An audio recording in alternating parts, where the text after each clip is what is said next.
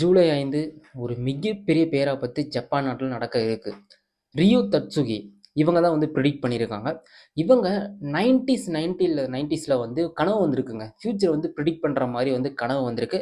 அதுல ஒரு விதமாக 2025 ஜூலை மந்த்து ஜப்பான்ல ஒரு மிகப்பெரிய பேராபத்து வரப்போகுதுன்னு சொல்லிட்டு, அவரு ஃபியூச்சர் பிரெடிக்ட் பண்ணி வந்த கனவ வந்து டயகிராமா வரைஞ்சு அத வந்து வெளிய விட்டுருக்காங்க. அதுதான் இப்ப வந்து பேசும் பொருளா இருக்கு. ஜூலை 5 ஜப்பான்ல நிலநடுக்கம் இல்ல சுனாமி ஏற்படுறதுக்கு அதிகபட்ச வாய்ப்பு இருக்கு. இத அந்த நாட்டு அரசு வந்து ஏத்துக்காம, அவங்க வந்து அறிவிச்சிருக்காங்க. மூட நம்பிக்கையில வந்து யாரும் போகாதீங்க. இது வந்து நடக்கவே நடக்காதுன்னு சொல்லியிருக்காங்க. பட் இருந்தாலும் ஜப்பான் நாட்டு மக்கள் வந்து அச்சத்தோட இருக்காங்க.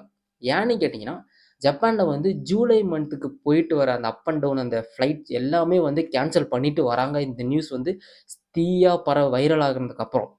நெறைய சுற்றுலா தலங்கள் வந்து ஜப்பான் நாட்டுக்கு போவாங்கல்ல. ஸோ அவங்க யாரும் வந்து போல. ஜூலை மந்த் மட்டும் எல்லாமே வந்து கேன்சல் பண்ணிட்டு வராங்க.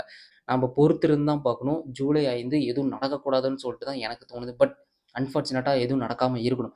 உங்களோட ஒப்பீனியன் என்ன? கமெண்ட் செக்ஷன்ல கமெண்ட் பண்ணுங்க.